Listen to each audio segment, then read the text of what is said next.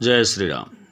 मानस के इस 24वें दोहे में हम आप सभी भक्तगणों का, श्रोताओं का अभिनंदन करते हैं और स्वागत करते हैं इस अध्याय में। तो आइए आरंभ करते हैं। राम भगत हित नर तनु धारी, सही संकट किए साधु सुखारी। नाम सा प्रेम जपत अनयासा, भगत होहि मुद मंगल बासा। भगवान श्री राम ने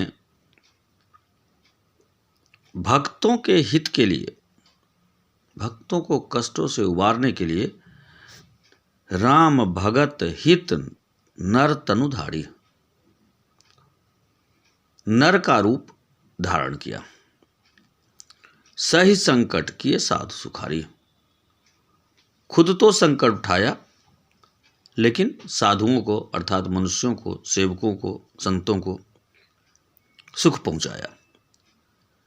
नाम सप्रेम जपत अनयासा, लेकिन जो उनके सेवक हैं उन्होंने या उनको कष्ट उठाने की आवश्यकता नहीं है जैसा श्री राम ने हमारे लिए उठाया। अगर अनायास ही हम उनका सिर्फ राम नाम का जप करते रहते हैं तो भगत हो ही मुद मंगल बासा, तो भक्तों का मुद मंगल में अर्थात अच्छे स्थान में, स्वर्ग में वास मिल जाता है।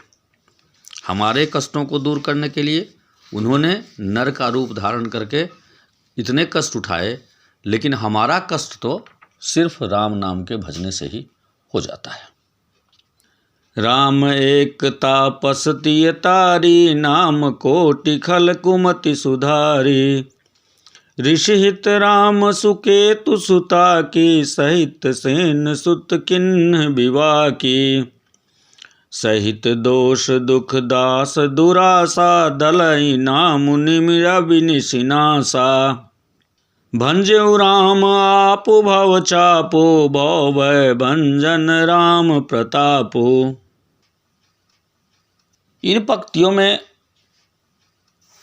श्री तुलसीदास राम का नाम और राम के बीच, स्वयं राम और राम के नाम के बीच के फर्क को थोड़ा सा उजागर कर रहे हैं। दोनों की तुलना हो रही है राम और राम के नाम की। कहते हैं राम एक तापस तिय तारी। राम ने, आपको पता है, तपस्वी की स्त्री अहिल्या को तारा था। उनके पांव के स्पर्श से अहिल्या का उद्धार हो गया था और वह स्वच्छ हो गई थी।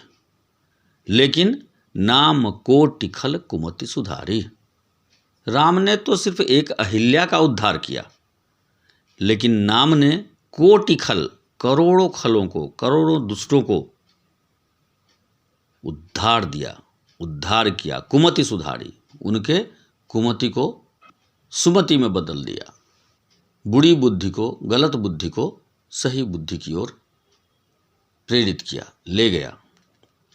ऋषि हित राम सुकेतु सुता की। अब कहते हैं श्री राम जी ने ऋषि विश्वामित्र के हित के लिए एक सुकेतु यक्ष की कन्या, जो तारका की सेना और सुबाहु सहित, उसे समाप्त कर दिया। ऋषि हित राम सुकेतु सुता की, सहित सेन सुत किन्ह विवाह की। सहित दोष दुख दास दुरासा, दलई नाम जिमि रवि निस नासा। परंतु नाम अपने भक्तों के दोष, दुख और दुराशाओं को किस तरह नाश कर देता है? जैसे सूर्य रात्रि का नाश कर देते हैं। भंजेउ राम आपु भव चापू। भंजेउ मतलब तोड़ा, भंजन किया। स्वयं राम ने किस चीज का भंजन किया था? आपको याद है? आपु भव चापू, वही तो भंजन करके माँ सीते के साथ विवाह हुआ था। शिव का धनुष तोड़ा था।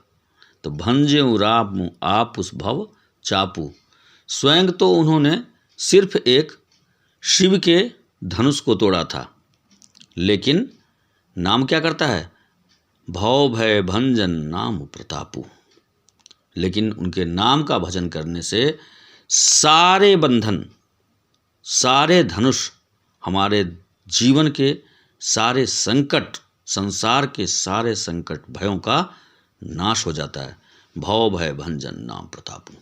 स्वयं श्री राम सिर्फ एक शिव के धनुष का भंजन करते हैं, तोड़ते हैं, लेकिन उनका नाम हजारों लाखों भंजनों को जो हमारे चारों तरफ फैले पड़े हैं, अंधेरा, अविश्वास, अज्ञान, इन सारे बंधनों से हमें मुक्ति मिल जाती है। सारे चीज़ों के कुप्रभाव हमारे जीवन से निकल जाते हैं उनके नाम के भजन मात्र से। आइए आगे बढ़ते हैं। दंडक बन प्रभु किन्न सुहावन, जन मन अमित नाम किए पावन। निश्चर निकर दले रघुनंदन, नाम सकल कलि कलुष निकंदन। अब कहते हैं प्रभु श्री राम जी ने क्या किया था, अपना निवास कहाँ बनाया था, दंडक वन में बनाया था। तो दंडक वन प्रभु किन्न सुहावन, श्री राम ने दंडक वन में निवास करके उस वन को सुहावना बना दिया, सुंदर बना दिया। अपने वन प्रवास में बहुत सारा समय उन्होंने दंडक वन में ही बिताया था। लेकिन जन मन अमित नाम किए पावन, एक दंडक वन उनके रहने से पावन हुआ, लेकिन उनके नाम से पता नहीं कितने